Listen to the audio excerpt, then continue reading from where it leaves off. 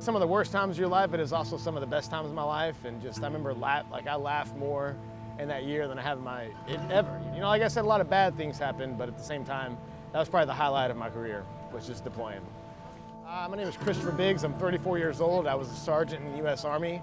I served 2 tours in Iraq, one in Bakuba in 2005 to 2006, and one at Tikrit, Iraq, where I was hurt in 2007. In 2007, I got stationed at Fort Hood, and we deployed to Tikrit, Iraq, and we were route clearance. And so while on a route clearance mission, we were going through a checkpoint, and my vehicle was struck by a 5,000-pound VBID, which is a vehicle-borne improvised explosive device.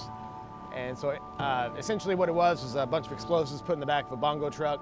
And as we were coming through the checkpoint, he droned in the side of us and detonated himself. And I don't remember it, but I woke up in the truck and didn't know where I was, and they had to pull me out of the hatch.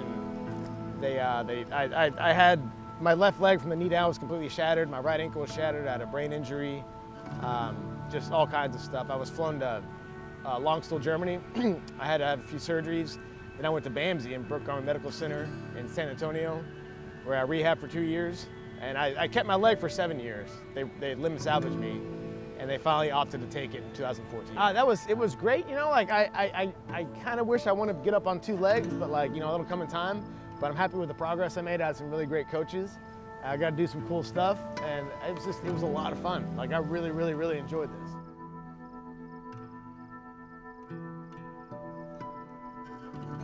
The guys that were out here talking about the surfing deal. And the reason they talk about the surfing deal and how it changed their life is because they're in a bad place, but they get out here in the water, they love it so much, this is where they spend the majority of their time. When they're out there, they're not thinking about it. And so when I'm out doing something, you know, physical or something that I enjoy, it's the same concept. I'm not thinking about what's keeping me down, and therefore I'm healing, and without even realizing I'm healing. I'm a very active guy. I like to get out and do, you know, so that I really went into a dark place during that time because I was you know, stuck on the couch, and you know, I didn't really know how to communicate with people, and I thought moving back home was gonna be a really great idea, but it wasn't. And so when they finally said they were gonna, and I knew so many amputees that I knew what life was gonna be like. I knew life was gonna be better than what it was at that time. And so when they said they were gonna take it, I was so excited.